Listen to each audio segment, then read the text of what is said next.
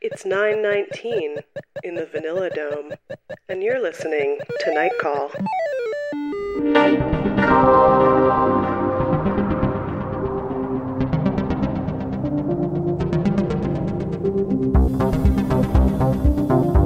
Hello, and welcome to Night Call, a podcast for your weird days and weird nights. I'm Molly Lambert, and sitting next to me in Los Angeles is Tess Lynch. Emily has gone on a mission to Mars to excavate craters and look for alien life. She'll be back soon, but good luck, Emily, on your mission. Stay safe in space. We are here, as always, to take your night calls and your night emails and your night questions. Give us a call at 240-46-NIGHT or check out our email At nightcallpodcast@gmail.com. Hi guys, we're in a silly mood today. We are in a super silly mood. It's just me and Tess in the weird garage, looking at each other in the face. Super close. Speaking of intense close-ups, we're going to talk about my new favorite Instagram account, Celeb Face. We're also going to talk about Felicity, the TV show Felicity, the Shadowman, and we're going to solve the mystery of the ice cream truck ghost. But first, I wanted to tell everybody about a little podcast I guested on called The Shining 237.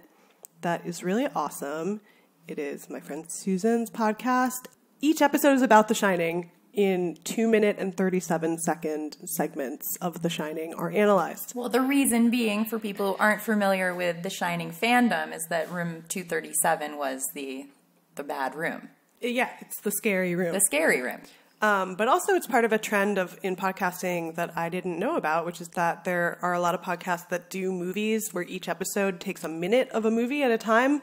So this is also a riff on that, where it's just The Shining, but it uses The Shining as a jumping off point to talk about kind of all sorts of things. And so on the episode that I did, which you can find at theshining237.com, that's The Shining, the number 2, the number 3, the number 7.com.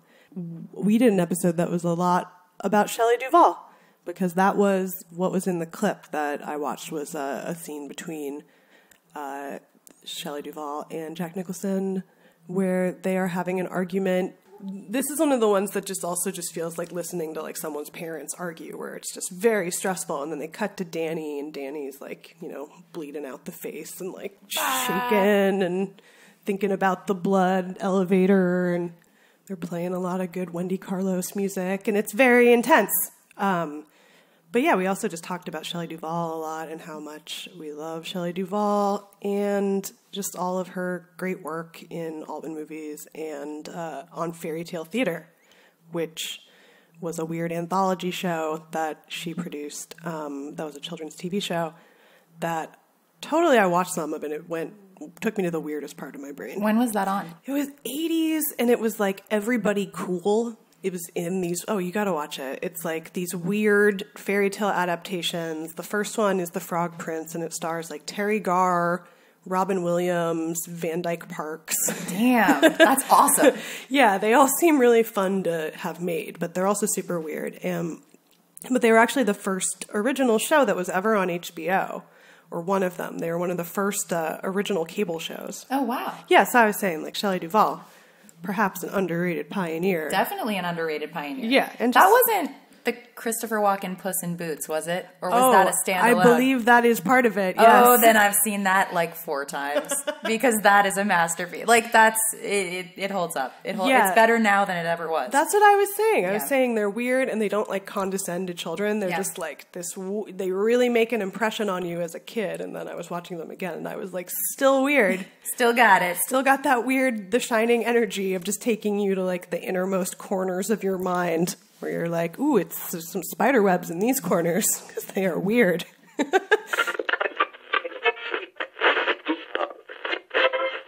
Hey, Night Call listeners. Have you ever tried a Kind bar? You might have seen them in your local grocery store, coffee shop, or gym. They make delicious, healthy snacks using whole ingredients. Well, if you're ready to try some tasty and healthy snacks, we have got a special deal for you. Try 20 Kind snacks from 7 of their unique product lines with their new snack pack. Enjoy 50% off and free shipping on your first snack pack when you subscribe to it through Snack Club, Kind's monthly snack subscription service. Go to kindsnacks.com/call for more details. The snack pack has the perfect mix of Kind favorites for all your daily snacking needs. Like to start your day with whole grains? Try the oats and honey with toasted coconut granola clusters. Need to snack healthy while on the go? Enjoy a Kind dark chocolate nuts and sea salt bar. That's my favorite. Looking for plant-based protein? Take a bite of the crunchy peanut butter protein bar. Plus, all of Kind's snacks are crafted with delicious, wholesome ingredients like nuts, fruits, and whole grains to keep your body and your taste buds happy. Visit kindsnacks.com/call to learn more and subscribe to the snack pack. That's kindsnacks.com/CALL. And we thank them for sponsoring today's episode.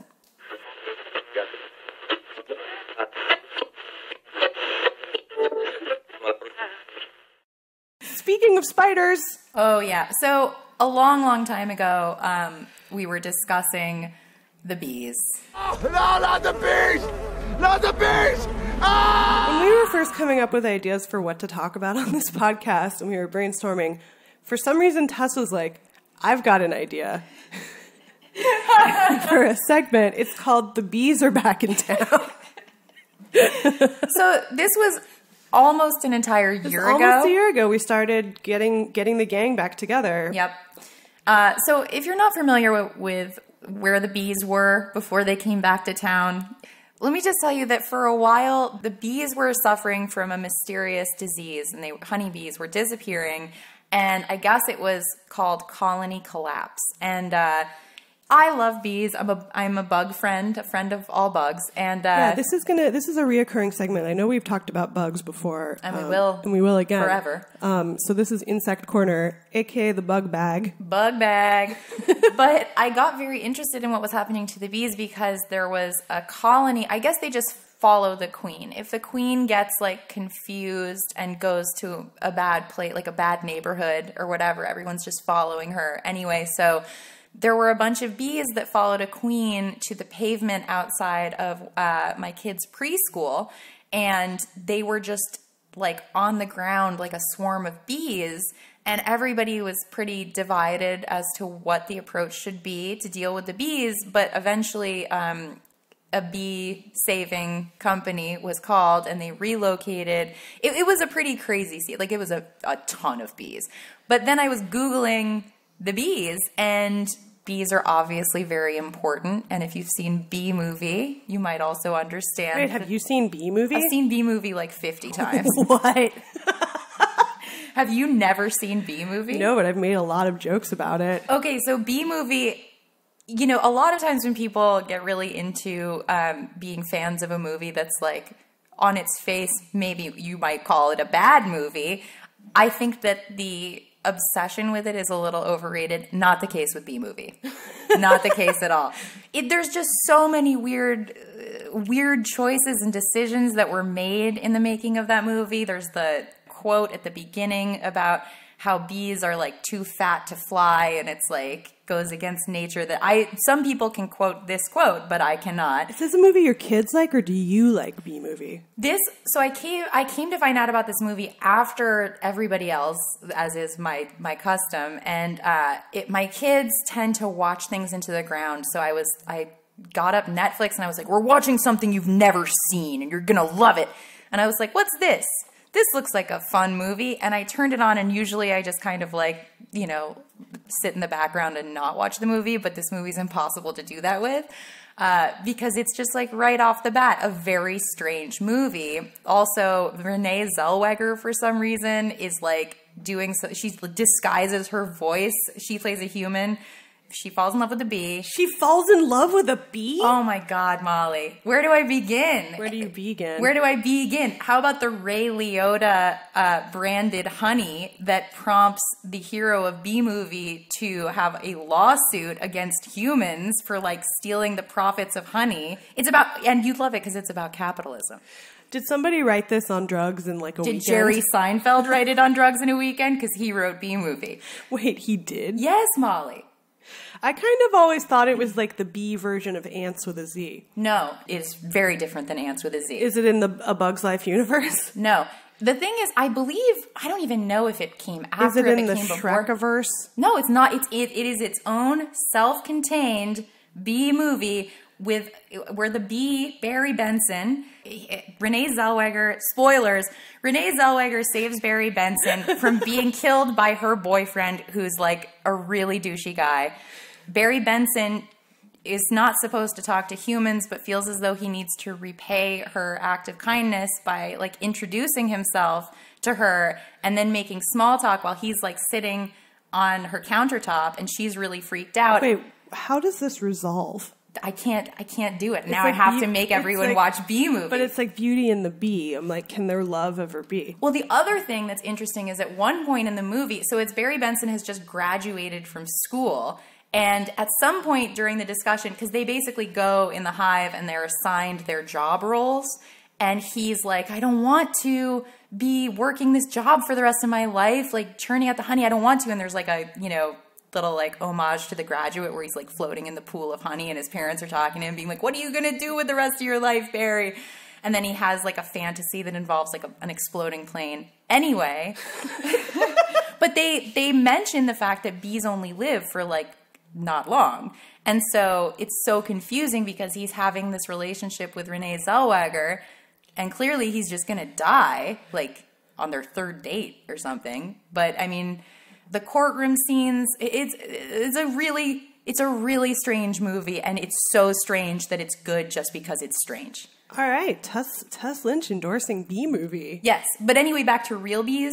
Bees were dying off, then they came back a full year ago. This all happened. You were like, the bees came back, and I was like, where were they? And you were like, they disappeared. They were dying and wandering around, confused, but now they're back. Which is amazing. Which is awesome. And kind of surprising, because I did not, when you hear something like colony collapse, you're not like, colony is going to come back real strong necessarily, but it's very encouraging. Bees are bouncing back. Bees are bouncing back. The bees are back in town. The bees are back in town. The bees are back. The bees are back. The bees are back in town. The bees are back in town. Do you have a favorite bug? Well, right now I'm like bees. Also, when you said the bee expert, my friend told me about a bee expert whose name is A Bee Man. No. He changed his name so it would come up first under bee, looking for bees. Yeah. It's A Bee Man, and he's the bee expert. I do like bees. I love bees. I think they're really cool. I always would like rescue them from pools. That's good for you. That was my quest. Thank you. I also think spiders are really cool. Some big ones, but you're more of the bug lady. What are the best bugs? I do like a praying mantis for obvious reasons. But also just they look the most like aliens. Ants, been back and forth with those guys for sure. I saw there was some hanging out front. How do you feel? You just respect it and leave it live and let live because basically, like, I think I may have actually already talked about this on the podcast, which would be like really embarrassing. But after I learned that ants colonize aphids and they farm them, and then they have this system where the aphids bring them nectar in exchange for the ants basically like being their bodyguards and location scouts, I was like, I just can't spray them anymore. Wow, you did not say that before because I would have been impressed. That's really cool. So what happens is if you're in LA and you have a citrus tree to examine, you might notice what looks like fuzzy mold. It kind of looks like cotton. And those are aphids. They're like woolly aphids. And you'll see a lot of ants next to them. And I assumed that was a food chain thing, but it's not. The ants aren't eating the aphids. The aphids suck out sap from the tree. Ants go up and tap them with an antenna, which is a signal like, give me, they're like mafia dons. That's so cool. Mm-hmm. And then the ants kind of protect them. They like lead them to the best places. They, protect them from other predators. I love interdependent species. It's interesting, right? It's so interesting. This makes me want to recommend, there's a documentary on Netflix right now about Rachel Carson, the nature writer and all around cool lady. I think it's American Masters, Rachel Carson, and I found it so inspiring. She's most famous for having written Silent Spring, but she kind of started the 70s environmentalism movement because she was writing a lot about how everything is interdependent and how this idea of putting man at the center of everything is just insane and also not how anything works. And she tried to write about DCT before anybody wanted to talk about it, about just because you invent something doesn't mean you should use it, which is something we think about a lot in terms of tech stuff, that not every idea that people have that's profitable is good for the environment or human beings. But we've really gotten ourselves into a bad predicament with the mosquitoes, I have to say. Mosquitoes are the deadliest But it's animal. our fault, I'm saying, It in is some our way. fault. And also, like, if they take over, that's what we deserve. Yikes. A little bit. That's dark. Well, check out the Rachel Carson documentary. I also just found it really inspiring because it's like she did what she had to do. She knew that the fish were important and she had to write a book to teach everybody. And her book about fish became like really popular because it was like post-war and everybody was like excited to read a relaxing book about fish. Or maybe it was during the war and that's why. Anyway, check it out. It's a great documentary. That whole series is good. The Walt Disney one is also amazing and I recommend it highly.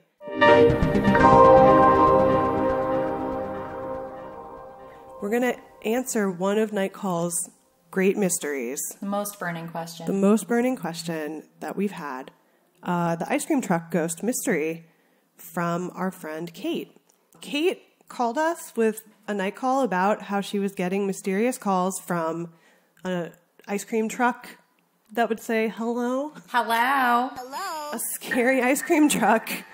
And she didn't know why. And we heard about it a lot. A lot of people suggested a Reply All article episode that implied it was a scam.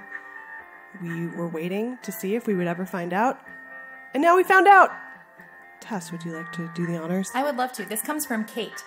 Hey, Night Call.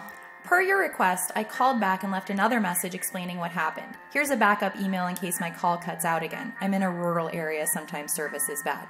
We're relying on the email because... Oh, right, because also she called back and it got cut off. That's why we were like, oh, we're never going to find out. But now, okay, go on. Okay. Back to Kate. The big reveal came as I was leaving New Orleans a few weeks ago. Some friends came over to say goodbye, and when they said, we have something to confess, I realized immediately that they were the ice cream truck ghost. They would call me, number blocked, and hold the phone up to this YouTube video, which she links. I had apparently mentioned to them in passing several months ago that I used to live near an ice cream truck depot in Brooklyn, in Bushwick, off the Morgan L stop. So I would often hear the hello and the songs from my window. I probably should have placed this together, but instead I spun out an elaborate and terrifying theory in my head. Story of my life! Anyway, I'm relieved it was just my friends being goofy. However, I still believe that ice cream trucks are deeply haunted. Wow. So it was interesting. Yeah, everybody, we got like 15 emails or something suggesting we listen to this Reply All episode, but there were differences between what Kate had originally described and the scam that they looked into on Reply All, which obviously is such a good podcast and you should listen to. But yeah, it was just her friends punking her. Right, which is also scary. It is kind of scary. But it's funny that you would mention something haunting and then forget it because that's totally something that I could picture It's doing. also funny you would forget mentioning that you lived next to an ice cream truck depot. Yeah, that's awesome. Because that's hilarious and awesome, but also it makes more sense that way because it's such a specific Brooklyn. Everybody in Brooklyn is like, oh yes, the ice cream truck that goes, hello. Hello. I also am glad that we got an answer. I didn't know we were ever going to get an answer. Yep. You never know. Thank you, Kate. Thank you, Kate. It's been a ride. For solving the Zodiac murders.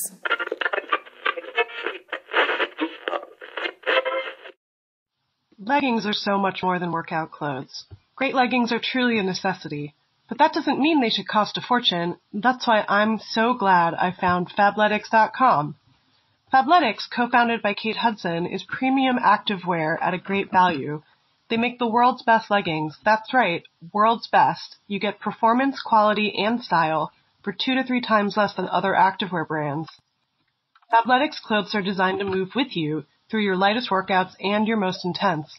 Whether you're lounging in the house or chasing the kids around, they're guaranteed to support you in any activity. Their leggings are available in sizes extra, extra small to 3X and in petite, regular, and tall lengths. I love that they deliver on a performance level so you can get the most out of your workout, but they're so cute you can wear them anywhere. Seriously, from bar to brunch, Fabletics has got you covered. I challenge you to try these and tell me they're not the best. When you visit the site for the first time, you're given a style quiz. Then Fabletics personalizes your shopping experience so your favorite styles rise straight to the top. You can shop as a guest or become a VIP. Spoiler, becoming a VIP is by far the best way to shop. VIPs save 40 to 50% off retail prices and gain access to tons of other exclusive sales and perks. I signed up as a VIP and it's awesome. Fabletics shows me the styles that it knows I'll be interested in. Go on the website, check it out, and decide if you want to buy something. If not, no sweat, just skip the month and pay nothing. Imagine your favorite store was offering you a discount on all merchandise for the rest of your life, and all you had to do was visit the store each month to check out what was new with absolutely no pressure to buy. That's the value you get from a Fabletics VIP membership. I love being a VIP, and you will too. Go to Fabletics.com/call now to get 2 pairs of their amazing leggings for just $24. Seriously, these are the world's best leggings. They're a $99 value, and you'll get 2 for only $24 when you join at Fabletics.com/call. That's Fabletics.com/call.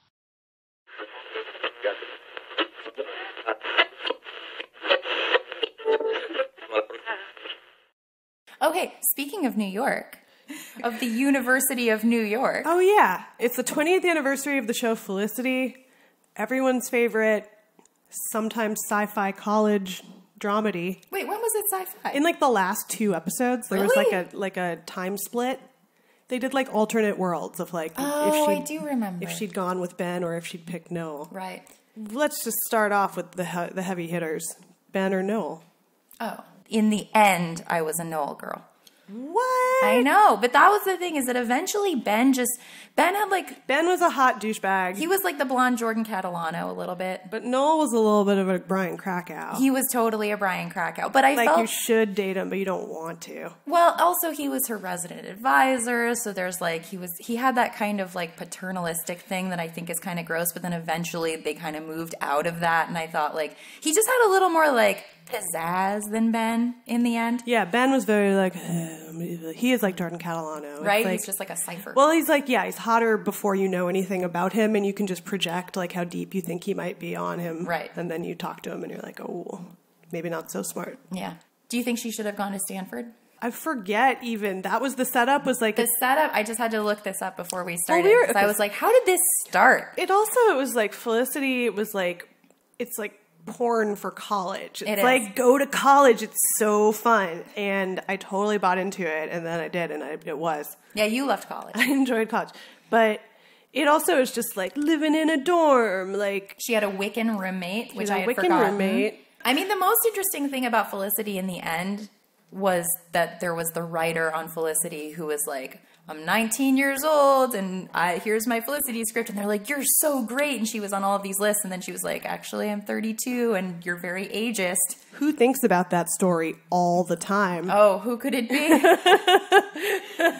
Who constantly is like, is now the time to do that? Yeah, well, she was 4'11", and I think that may have been. She also, I think, was passing off her husband as her older brother. Okay, that's weird. Right? I mean, it was a very thought-through experiment, but props to her for exposing the fact that as soon as she was like, actually, I'm older than I said, and everyone was like, oh, well, then forget it. They're Go like, away. well, we only hired you to give us the youth voice. Mm-hmm. And too bad. You got scammed. Yep. Grifted. Yeah, but the show started because she was going to go to Stanford and be pre-med. Right. And then Ben signs Ben her is yearbook. Like, hey, at graduation. I remember thinking that was ridiculous. It's super, but it's also interesting because after settling on college, which feels like such a huge decision, and then being like, ready to go, it would have been a very exhilarating thing. I think you can easily imagine if you're at that phase in your life, which we were in high school at the time, just being like, oh, all that work that I did and all that decision making, I'm just going to like flip it over and do something else instead, is kind of like an intoxicating thing, because then she goes to college and it's as if she were totally unprepared, which obviously you are, even if you've spent a long time thinking of what college is, because you have no idea until you get there. But yeah, she decided against Stanford and went to the University of New York. The University of New York. What's the one in SVU? Hudson University? Yeah. But NYU apparently doesn't mind being mentioned in shows, but with Felicity, they were like, no. No, it's the UNY. The UNY. But, I mean, I guess Dina DeLuca must have let them use their name. A real capsule, 2000s pre 9/11 capsule. Well, didn't it span 9/11? I can't remember. Well, it was the 20th anniversary of the debut, which would have been 98, but it went for 4 seasons. Well, I remember also that it was going to get canceled. And did you come to the protest? I went with our friends, Nikki and Annie, and we skipped class to go to the Save Felicity protest at... I think she looks good with her new hair. The Warner Brothers studio. How was it?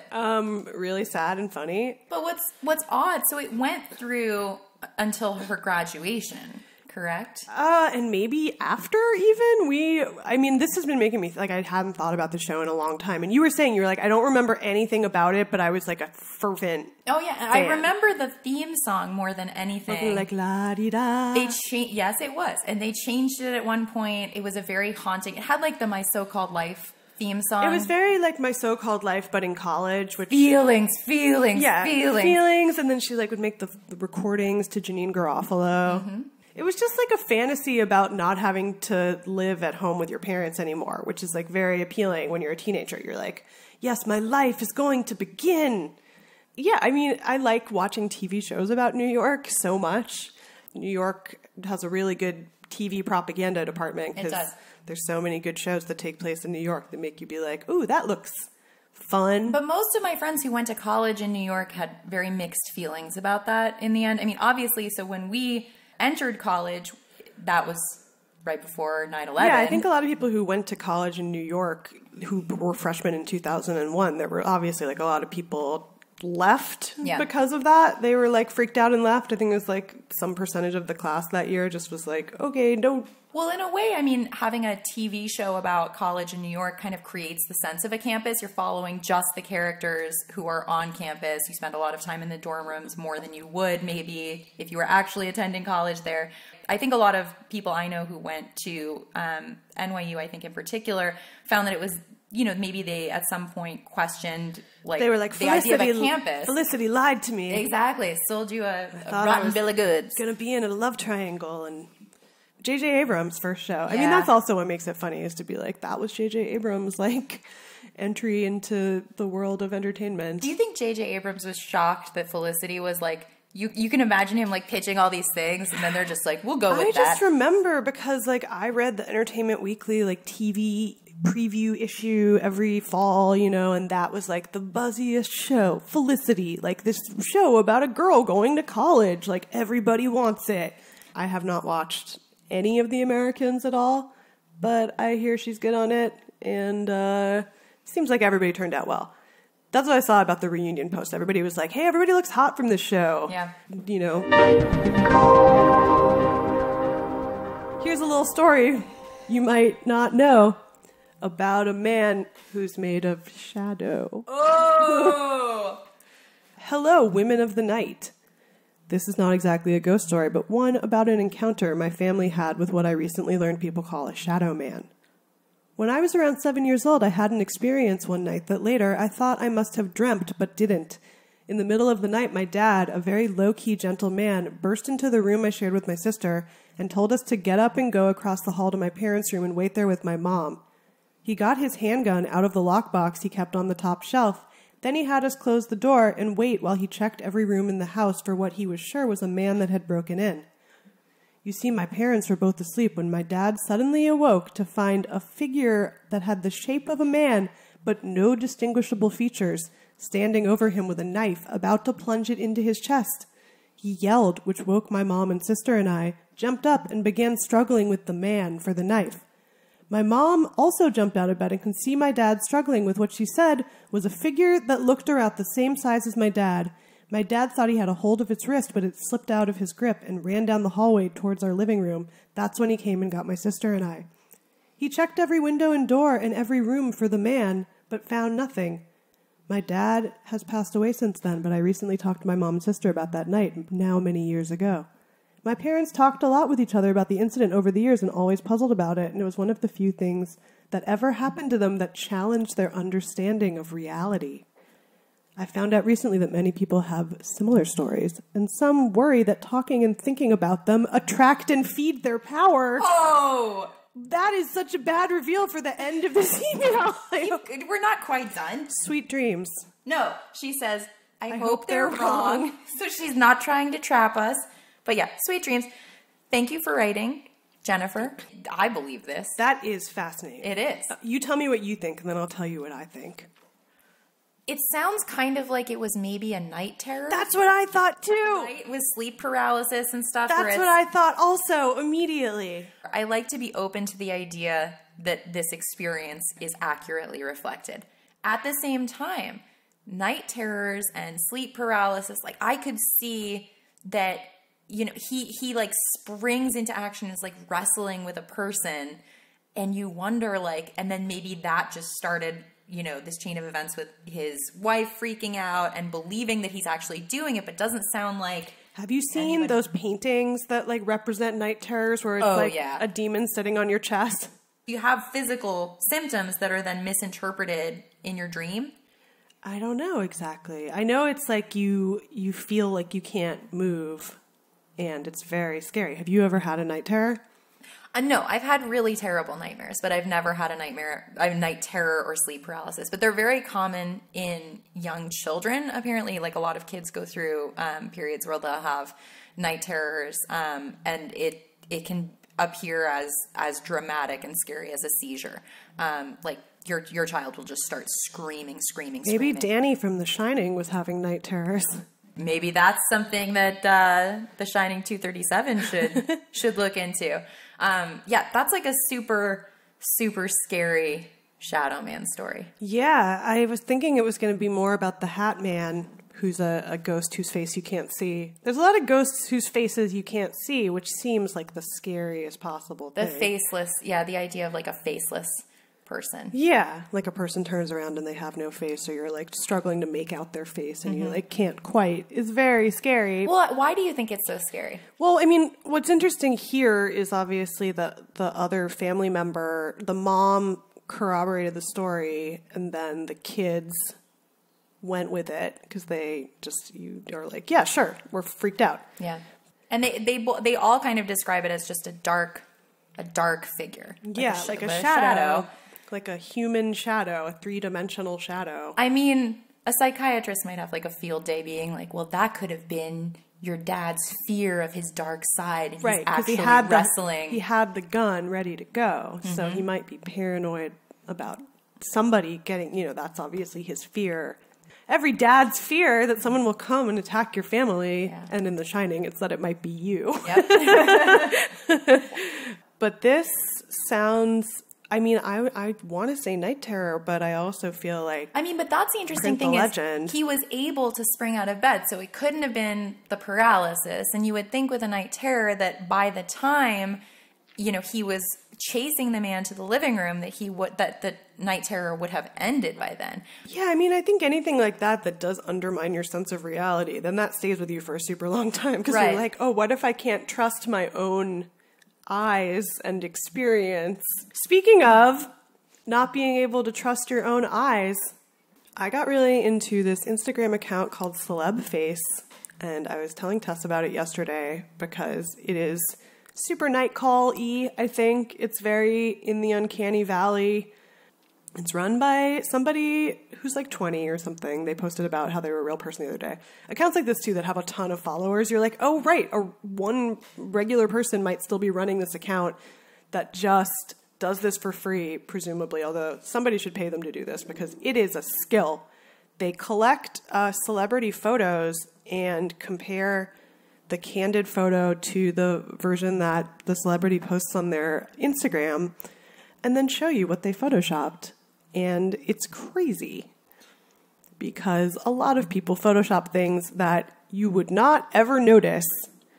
And also it's a lot about Instagram personalities who, a lot of them have a lot of plastic surgery, but then on top of that, they are photoshopping the pictures to this like super uncanny point, and it's super weird.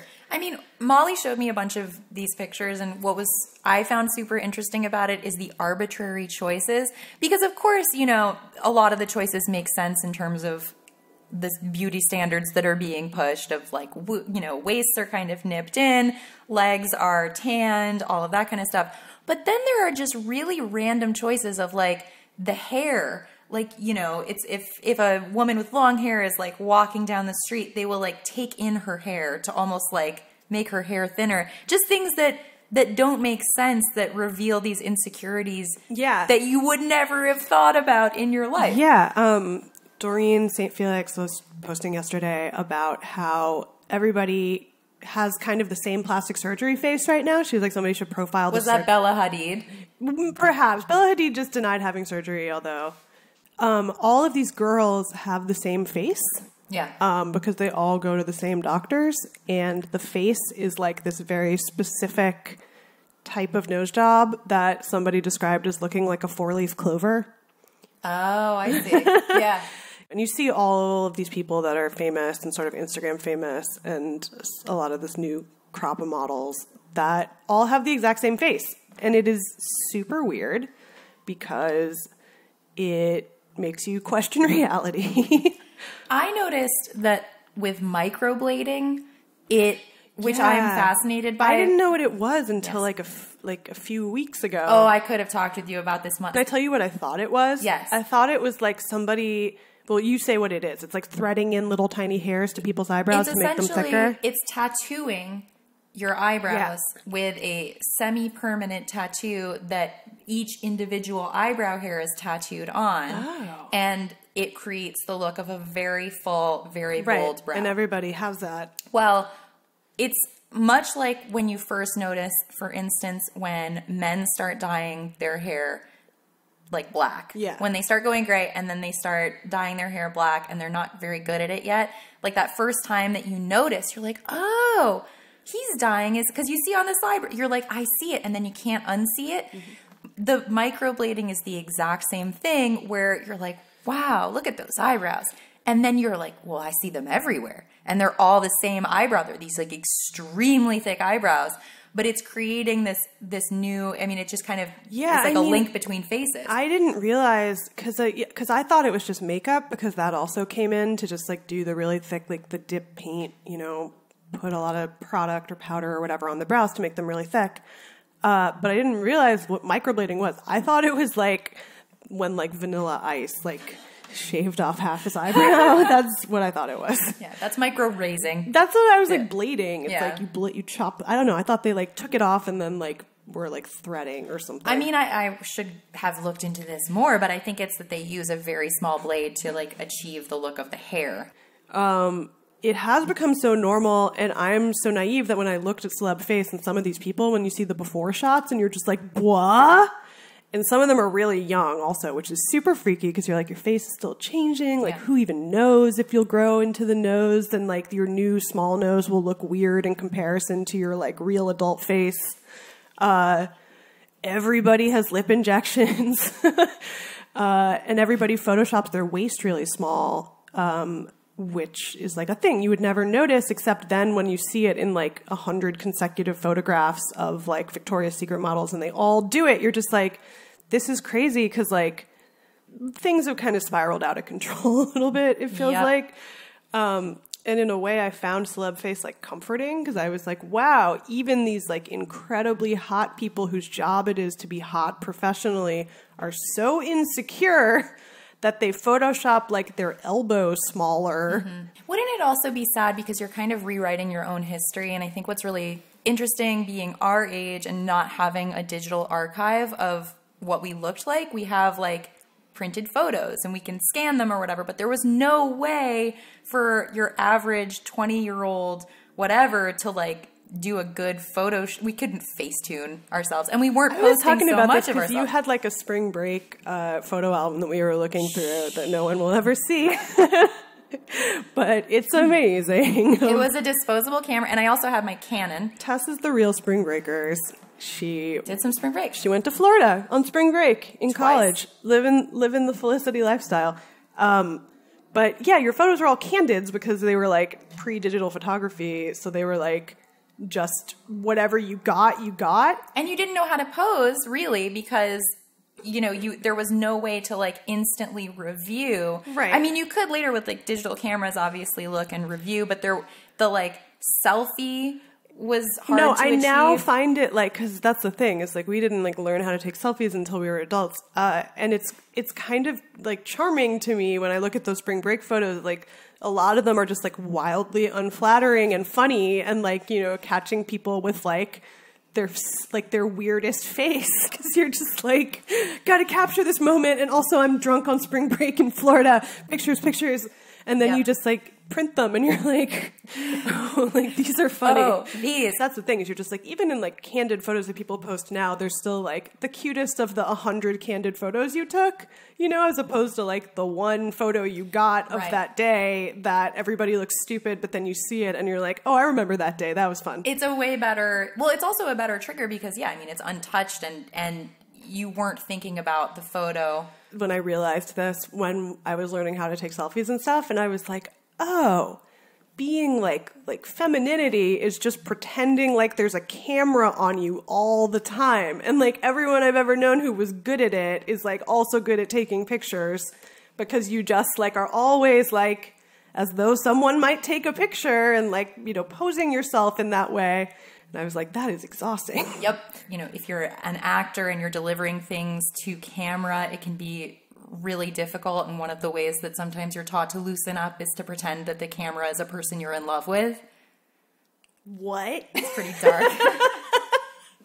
Wait, so when people are like make love to the camera, that's exactly, what they mean? That's what they mean. I mean, it's to be able to look into a lens and to trust the lens as you would trust a human you love means that you kind of lose the self-consciousness because you assume it loves you back. Right. You know, you can tell. It's like, it's interesting because like I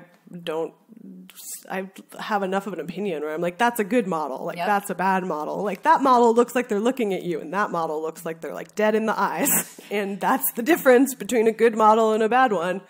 But especially with all the models now, it is so weird because they do all have the same face. The ones that have that makeover all come out kind of looking the same, and it does make you start to really just be like, oh, like real faces are so nice. Yeah. I don't know. I saw a picture of Cindy Crawford on somebody's, some photographer's Instagram that I follow, but it was like an outtake where she just looked kind of goofy, you know? And I was like, oh my God, even Cindy Crawford is just like a regular person. You know, magazines have always been photoshopped. Like, I remember the first time I saw, like, celebrity Holly, you know, saw, like, what an unretouched photo of Betty Davis looked like versus, like, what the Hurrell portrait that they put out that's, like, you know, airbrushed to the gods. Yep.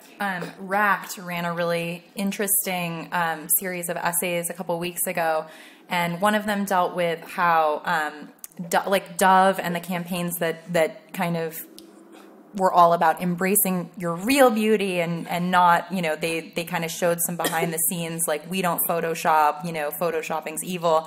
Instead of doing something positive, instead kind of shifted the onus in the end to women who didn't feel like they were beautiful enough, as if they should feel guilty for that.